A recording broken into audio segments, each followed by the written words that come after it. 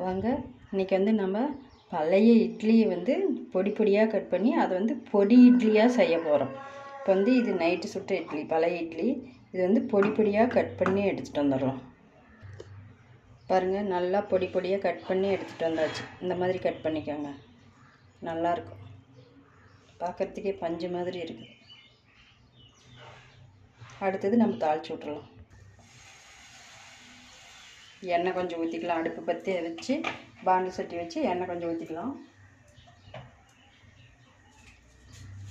அடுத்தது கடுகு கொஞ்சம் கடலைப்பருப்பு, உளுத்தம்பருப்பு, கருவேப்பிலை. அடுத்தது இட்லி போட்டுருவோம்.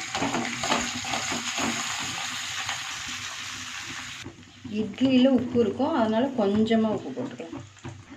அடுத்தது வந்து இது வந்து கருவேப்பிலை பொடி, நானே செஞ்சது.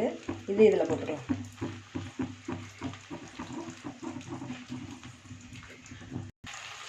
இதை போட்டு நல்லா ஒரு பெரட்டிக்கலாம்.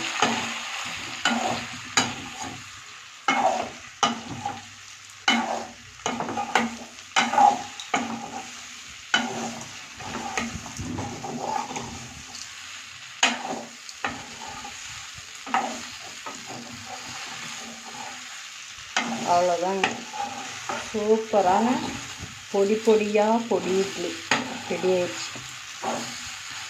ஏதோ ஒரு பொடி செஞ்சு வச்சுக்காங்க வீட்டில். இட்லி பழசு இப்படி மீதியாச்சுன்னா குழந்தைங்களுக்கு செஞ்சு கொடுத்தீங்களா சூப்பராக சாப்பிட்டுக்குவாங்க. சூப்பராக இருக்கும். நீங்களும் செஞ்சு சாப்பிட்டு பாருங்கள்.